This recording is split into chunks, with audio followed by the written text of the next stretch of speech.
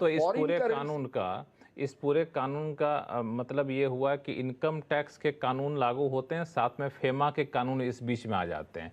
इसका इम्प्लीकेशन यह है कि जिस दिन से आप इंडिया में आ गए उस दिन से जो इंटरेस्ट आपके ऊपर बन रहा है एनआरई डिपॉजिट पर, उस इंटरेस्ट पर आपको टैक्स देना पड़ेगा। आप फॉरेन करेंसी की बात कर रहे थे, वो क्या था? बिल्कुल, फॉरेन करेंसी में थोड़ा नियम अलग है, क्योंकि वो सेक्शन 10(4) नहीं, उसके लिए सेक्शन 10(15) है। अच्छा, तो आप फॉरेन करेंसी की अगर डिपॉजिट है, वहां फेमा वाला नियम नहीं, पर इनकम टैक्स के कानून के आधार से अगर आप नॉन रेजिडेंट हैं या resident but not ordinary resident हैं, अब ये आर बट एनओआर का स्टेटस जो है वो आपके भारत आने के बाद भी आप 1 या 2 साल के लिए कंटिन्यू कर सकते हैं। तो आप उसका जो फायदा है आपका फॉरेन करेंसी डिपॉजिट का, वो शायद 1 या 2 साल ज्यादा उसका प्लान कर सकते तो मतलब यह है कि फॉरेन करेंसी में डिपॉजिट होता है तो उस पर जो टैक्स बनेगा वो टैक्स शायद 1 आध साल तक के लिए आप टाल सकते हैं। अब मुकेश पटेल जी, आपने टैक्स 1 या 2 साल, हाँ, आपने टैक्स लगेगा ये तो बता दिया, टैक्स बचाने का भी कोई तरीका है क्या?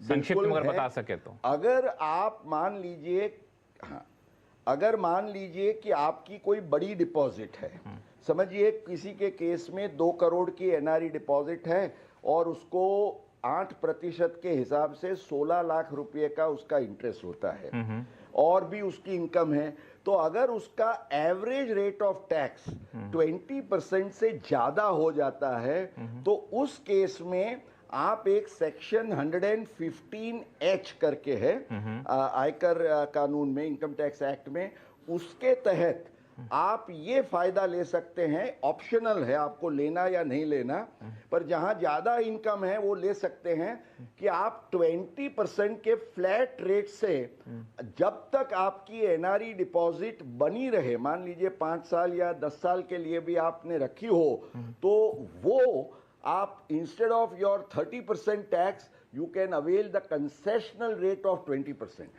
तो ये अगर आपको पता है लक्ष्मण जी, तो बहुत अच्छा टैक्स का प्लानिंग आप कर सकते हैं। चलिए, तो आपने टैक्स लगेगा ये भी बताया, टैक्स बचेगा कैसे ये भी बता दिया, लेकिन अब बगैर देर के हुए चलते हैं असम। काफी दूर से फोन कॉल आया हुआ हमारे पास, लंबे समय से उनको वेटिंग पे रख रखा है, कलोल चटर्जी जी का।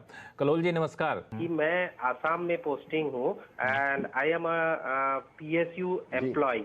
अच्छा। तो मुझे आसाम में पोस्टिंग का रहने के लिए सैलरी में every month I am getting an allowance, 2 allowances, एक तो north east allowance and another is far flung allowance, which is northeast allowance is 10% of my basic and far flung allowance is 3% of my basic. And it is मतलब ये difficult area posting के लिए मिलता है, सबको नहीं मिलता। तो क्या मैं इसके तहत टैक्स एग्जेम्पशन क्लेम कर सकता हूँ? मैंने अपना CA से बात किया, जो उन्होंने बोला कि आपका ये जो अलाउंस मिलता है ये आपका एम्प्लॉयर आपका फॉर्म 16 में रिफ्लेक्ट नहीं करता डिडक्शन मतलब कॉलम में, सो आपको ये नहीं मिलेगा।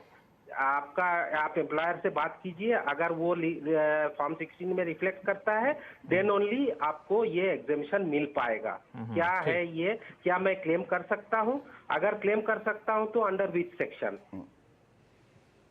ठीक है, वंडरफुल। आपने इतनी अच्छी तरह से लक्ष्मण जी एक क्वेश्चन आर्टिकुलेट किया है।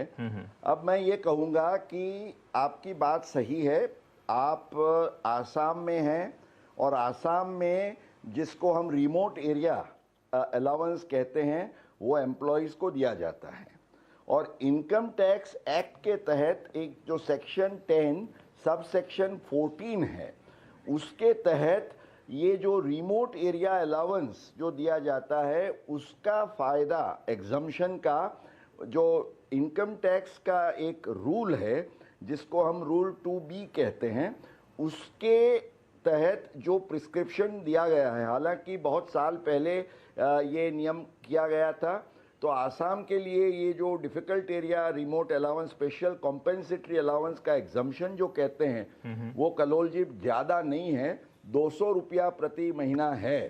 पर अगर आप शायद आपके केस में एम्प्लॉयर इसलिए नहीं दिखाता है क्योंकि आप ये जो नई टैक्स स्कीम का फायदा लेने जा रहे हैं। अगर आप पुरानी स्कीम में हैं और एम्प्लॉयर को बताते हैं कि मैं ये 200 रुपया पर मंथ के हिसाब से 2400 का फ़ायदा लेना चाहता हूं, तो शायद वो लोग आपको वो फ़ायदा देंगे। पर in principle remember section 10 subsection 14 and rule 2B। चलिए, मैं उम्मीद करता हूं कलोल जी आपके सवालों का जवाब मिल गया होगा और थोड़े से अपने एम्प्लॉयर को बता दीजिए